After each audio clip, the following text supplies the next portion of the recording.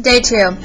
Before long, many people are working on Kojo's farm. Men come to feed the chickens and clean the coops. Women collect the eggs and pack them in boxes. Still other workers drive the eggs to markets in Kumasi and Accra. The workers have families in all. 120 people depend on the wages from Kojo's farm. Families like Odokors have enough food to eat and money for their children's school fees. Ma Odoko can buy medicine when her daughter and Attica falls ill.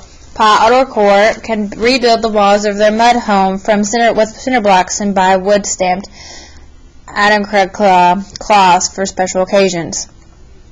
The workers on Kojo's farm can even afford livestock of their own. Some families buy a goat, others a sheep, and some start with one brown hen. These are the people Kojo hires to work on the farm he built. What impact is Kojo's farm having on other people? Kojo's farm is now the largest in Ghana, and his town has grown, too. Some people come to find jobs on the farm and build homes for their families. Others come to town to open shop and sell wares to the workers. One day, as Kojo tallies the accounts, he hears a knock at the door. Attica Odokor, all grown up now, is there. She greets Kojo and then holds out a small sack of coins. She tells Kojo that she has saved her wages, but just a bit more, she says. She could buy a mechanical grain mill and start a small business helping families turn their grain into flour. Would it be possible to have a small loan? Kojo knows Attica's family well. They have worked on the farm many years. He likes this idea, but he makes Attica promise that one day she will loan money to another family. Attica agrees, and bit by bit, as one person helps another, the lives of many families in the town improve, and so do the lives of their children. More children have enough to eat, more children go to school, and more children are healthy. As the years pass, Kojo's poultry farm becomes the largest in all of West Africa. He is older now and a proud grandfather. His grandchildren visit often and help collect eggs. Where will this one go, they ask, and that one? To Bamku in Mali, Kojo replies, or to Okadogor in Bukitine, Pasa. Koji workers pack thousands of eggs a day, and Koji feels proud each time an egg truck pulls away to take food to families in neighboring countries. By now, Kojo has paid many taxes to the government of Ghana. So have his workers and the shopkeepers who sell the eggs. The government uses the tax money to build roads, schools, and health clinics across the country. It uses the money to improve the port, Accra, where ships from many countries come to trade. One more egg truck drives away, and Kojo looks down at his youngest grandson. The next time the boy asks Kojo where an egg will go, Kojo will say, "To your future, my child." This is the map of where they're saying that these eggs are going. This is the country that grows as businesses like Kojo's and Attica's prospers. So have you heard the expression, pay it forward? It means when someone is kind or does something nice for you, you should respond by being kind or do something nice for someone else.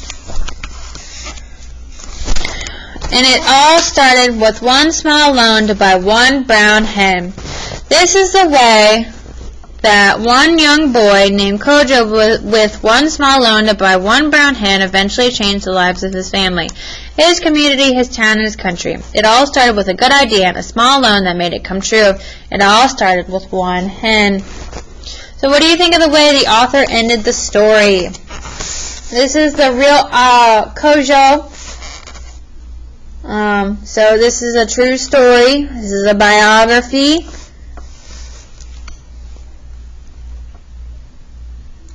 It says, this is a story of Kumbwagi Darko, a real boy from Ghana's Ashanti region who really did lose his father and have to help his mother support his family. Kwabena was born to poor parents who lived in a small town not far from Kumasi in central Ghana. He lost his father at an early age and had to start buying and selling things to pay for his school fees and help his family. Sometimes Kababa's family did not know where their next meal would come from. Kababa's mother remarried her new husband, received a gift of 100 chicks from a missionary. in Kawabani, raised them and sold their eggs. He won a scholarship to study poultry science at college in Israel and returned to Ghana to own his farming skills. In 1966, he invested his life savings, less than $1,000, in land and chickens. Like Kojo, he learned he needed a loan, and he too had to struggle to convince the bank to lend him money. Kabwan's business began to flourish as he became successful. He never forgot how important it was to make loans available to people who wanted to start their own businesses, and he knew that banks were nervous about such loans, so he decided to start Sinapi Aba Mustard Seed Trust to give out loans. These loans were small, only about $200 each, but they've made a big difference. Since its founding, Snap Abad Trust has provided services to hundreds of thousands of Ghanaians. Mostly loans for small business such as selling fruit or firewood, sewing clothes, baking snacks, transporting goods, or raising small livestock. Like the hen that Kojo bought, for many years a loan from Sinapi Abba was made to a group of people. Each member received a small amount of money, used it to make more money, and then paid it back. The whole group ensured that the loan was repaid each time. About 3/4 of the people who received loans were women like Kojo's mother. Sinapi Abali became part of the global microfinance network Opportunity International, and Kwabena served on its board of directors. Today, Sinapi Abba is an independent savings and loan company. I often tell people that when I was young and struggling, somebody gave me a chance, said Gawabi. All I want to do now is to be part of something that gives young people the same break I received.